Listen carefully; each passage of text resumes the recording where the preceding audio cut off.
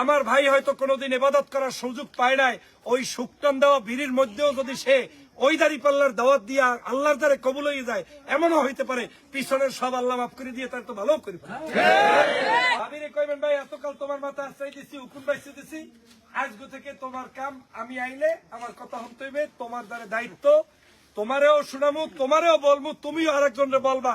আগামী নির্বাচনে অন্তত একবারের জন্য কায়েব সাবুদের নাতি ডক্টর ফয়জুল রে রাজাপুর কাটাইলে দাঁড়িপাল্লায় ভোট দেবা। কি শালুনে তরকারিটা ঝাল হইছে কা একই কেনা মাতারি না বেটারা।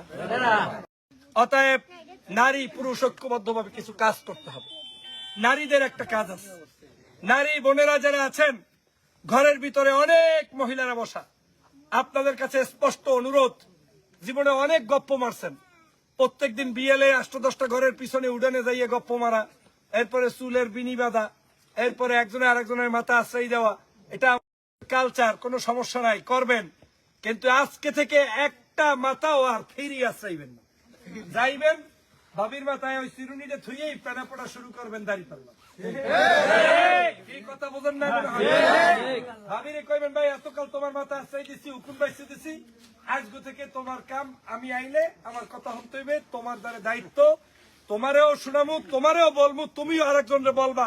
আগামী নির্বাচনে অন্তত একবারের জন্য কায়েব সাবুদের নাতি ডক্টর ফয়জুল রে রাজাপুর কাটাইলে দাঁড়িপাল্লায় ভোট দেবা। কি নারী ভাইরা বোনেরা করতে রাজি আছেন ইনশাআল্লাহ? বোন পিছন থেকে বলতে হবে, পারবেন ইনশাআল্লাহ? ওই যে সাদা স্কার্ট পরে হাত তুলে একটু দেখান, আপনি ওই যে মোড়ামুড়ি করতে আছেন, আপনি কর হাত তুলে দেখান, পারবেন ইনশাআল্লাহ? ইনশাআল্লাহ ইনশাআল্লাহ, একটা তালি দেন সবাই। দ্বিতীয় কাজ আপনাদের জন্য, আপনারা কমপক্ষে 20 জন মহিলাকে, সে আপনার ভদ্র বোন, মা কিংবা যেখানেই থাকুক, ফোন করবেন। তৃতীয় কাজ, নির্বাচনের রাত্রে ঘুমাইবেন না। 11 তারিখ সারা রাত, মানে রাত 12টা পর্যন্ত ঘুমাইবেন। রাতের বেলা বাসার মধ্যে ভালো খাবারটা রান্না করে স্বামীকে আদর যত্ন করে তুলে ঘুম থেকে আপনি সহ আপনার আত্মীয় স্বজন সহ সবার আগে ভোট সেন্টারে ভোট দিয়া ভোট গুন্যা তারপরে বাড়ি এসে বিজয় মিছিল করে ঘুমাইতে হবে। মারা যাবে ইনশাআল্লাহ। পুরুষদের জন্য পরামর্শ, আপনারা চা খান দোহানে,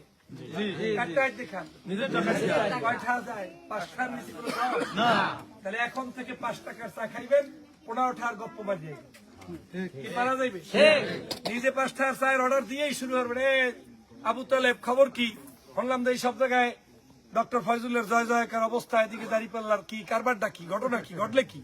এদের সাথে আনলে না কোনোদিন, এক হওয়ার পরে আশেপাশে আরো 5-10 জন থাকবে না, এরা আবার এই মিডল লাগে পড়বে কি পড়বে না? এই পেনাই আপনার একটা বড় ধরনের খেদমত, যেটা আপনার 100 টাকা খরচ করে করা লাগে না। দৈনিক বিড়ি খান না 5টা-10টা, ওই বিড়িটা যে দোকান দিয়ে খাইবেন, ওই বিড়ির অর্ডার দেবেন, আর লগ বিড়ির একটা শুকটান মারিয়ে এই লগ কি খবরটা কি কদে তোর এই যে কারবারটা কি দেশে দেখছো, দাঁড়িপাল্লা ছাড়া এদের সাথে কোনো মানুষই দেখি না। এই কামটা করলে আপনি শোনেন, আমি তো গল্পের ছলে বলার কারণে আপনার আনন্দ লাগতেছে, কিন্তু এমনও হইতে পারে আমার ভাই হয়তো কোনোদিন ইবাদত করার সুযোগ পায় নাই, ওই শুকটান দেওয়া বিড়ির মধ্যেও যদি সে ওই দাঁড়িপাল্লার দাওয়াত দিয়া আল্লাহর দ্বারে কবুল হয়ে যায়, এমনও হইতে পারে পিছনের সব আল্লাহ মাফ করে দিয়ে তার তো ভালো করে।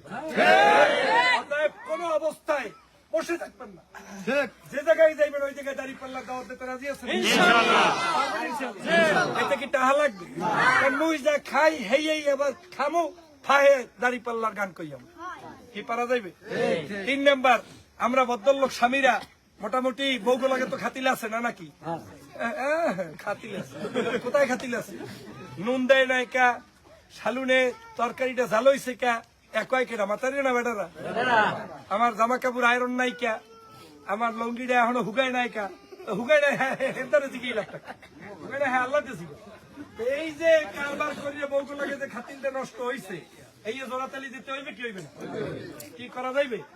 এই জন্য একটা পরামর্শ আছে, আধা কেজি মুড়ি কিনবেন, 3-4টে পেঁয়াজ কিনবেন, নিজ দায়িত্বে বানাইবেন, বাসায় যাই বইবেন, মাথার রেখে বেড়া আসবে এত ভদ্রলোক হয়ে গেলে কা, সারাদিন এই খিসখিস করে এককালে 34 মেসে রৌদের নান, আর আইস গাই এককালে মুড়ি টুড়ি লই বইছে। তো শোনেন, মহিলারা আসলে কোমল হৃদয়ের মানুষ, আপনি যাই করেন যদি একটু ওখানে গিয়ে তার ওইখানে তাদেরকে একটু বসতে পারেন, আপনি গিয়ে বসবেন, আপনার বোন, মা, আত্মীয় স্বজন, বিশেষ করে সহধর্মিণী, তাদেরকে বলবেন